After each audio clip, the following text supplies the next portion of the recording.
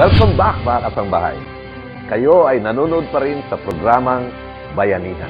Gaya ng Philippine Navy at Philippine Air Force, patuloy din ang Philippine Army sa pagpapalakas ng kanilang hukbo upang lalong magampanan ang tungkulin na pangalagaan ang seguridad ng ating bansa. Sa pamamagitan ng kinatawan mula sa Philippine Army na si Major Ruel Rombawa, Chief ng Strategic Communications Branch ng Army Governance and Strategy Management Office, ating alamin kung ano ang mga programang nakapaloob sa Army Transformation Roadmap. Magandang gabi sa iyo, Ruel. Magandang gabi, Sir Mike. At magandang gabi mga kapatid. Alam mo, Ruel, nababanggit dito sa General Headquarters, madalas na kasi yung dating Commanding General Army, si General Bautista, Chief of Staff natin ngayon, yung Army Transformation Roadmap. Ano ba yan? Sir, ang Army Transformation Roadmap, sir, umpisan po natin ito noong 2010. Actually, ito po ay isang programang pang-reforma na naglalayong gawing mas maasahan, mas reliable, capable, responsive at saka professional ang ating Philippine Army ang sistema diyan ng Philippines. Itong 2010 na ito hanggang sa panahon ngayon, halos 2 taon na binubuno natin ang ATR na yan.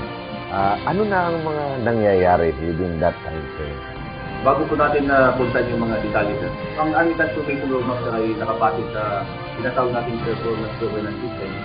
Ito po naman ay isang framework na nakapasok sa Balanced Scorecard Technology na dinevelop sa Harvard. Ibig sabihin, parang grading sheet, parang pag nag-aaral ka, meron kang grade kung 75, 85, ganon? Tinitingnan po natin lahat ang mga aspeto ng Philippine Army.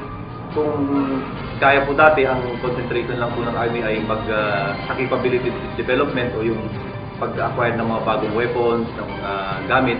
Ngayon po, tinitingnan na po natin lahat, pati ang tao na gumagamit ng mga kagamitang ito, yung systems and processes po ng Philippine Army natin, pati ang finance and logistics, at pati na rin po yung support ng ating stakeholders o yung mga kasambahay natin.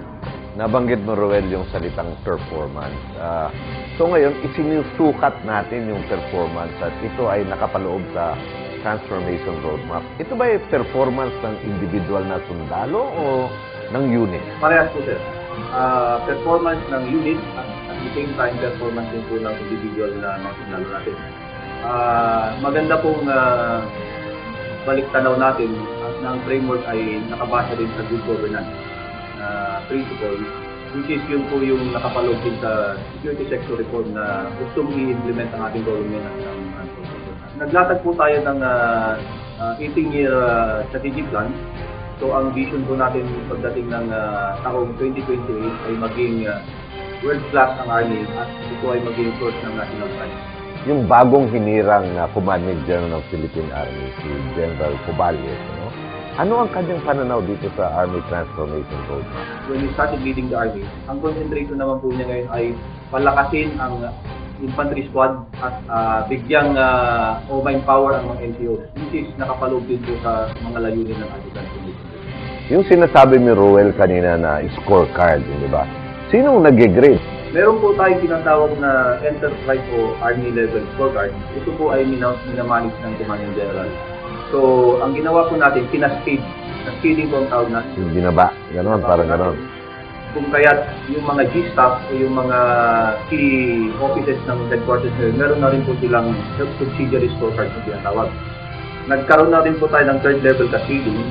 So, yung mga major units po ng Army, meron na rin po silang third level scorecard.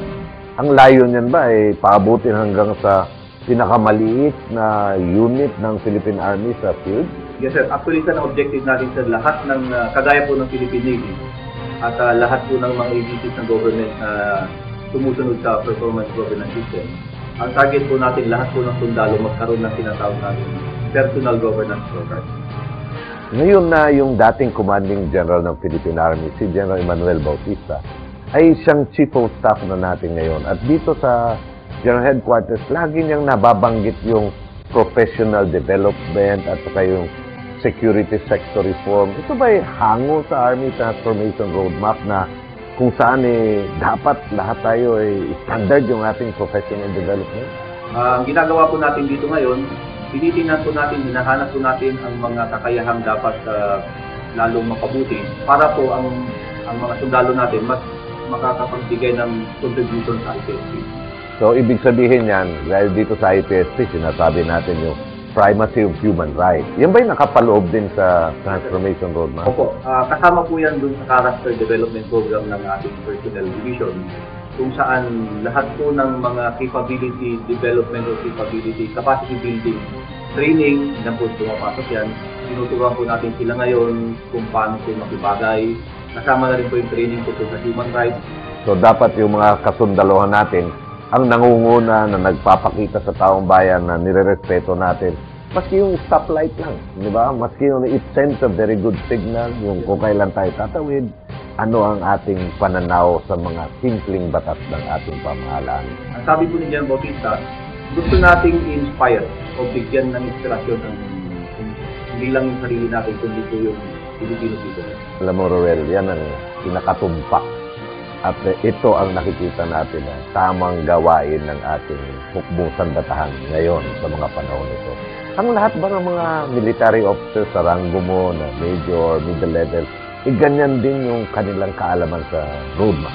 Pag ang isang sundalo po ay dumaan na sa proseso na gumagawa na siya ng personal governance scorecard, doon na po niya nare-realize talaga na ito pala ang value ko sa organization.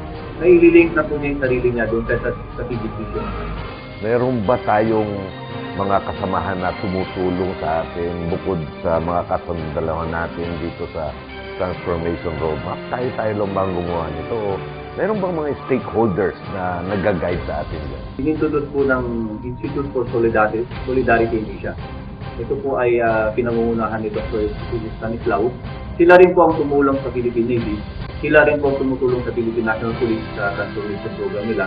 At bukod pa doon, meron din po tayong tinatawag na multi-sector governance, multi-sector advisory board na tumutulong po sa Commanding General Philippine Army. Yung multi-sector advisory board, are they composed ng mga generals ng Philippine Army? Meron po tayong mga representatives from different sectors of society. So, kasama po dyan sa MSAB na tinatawag si Ma'am Winnie Munson, Professor Oreta ng Ateneo. Nandiyan din po si Ma'am Gigi Garcitorena, Congressman Sarmiento. Nandiyan din po si Atty. Lacson. At saka meron pa pong si Mr. Jim po. Okay. Ang aking huling katanungan, Roel, kahit saan ka pumunta ngayon, nakikita mo ang Philippine Army. Pag nakita mo ang Philippine Army, kasunod nito sa ilalim may mga nakaukit na salitang ang sinasabi ay serving the people and protecting the land.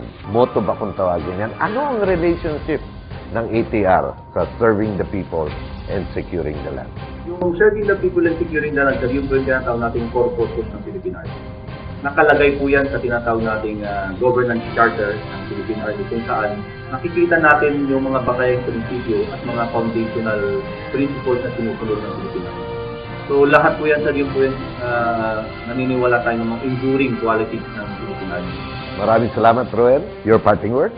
Mahaba pa po ang tatahakin ng Army Transformation Roadmap. We are looking at the 2020 vision kung saan gusto po natin maging world-class and a source of national pride ang inyong katihan ng Philippine Army. At nangangailangan po kami ng inyong suporta. Ito po ay hindi lang po transformation roadmap ng Army.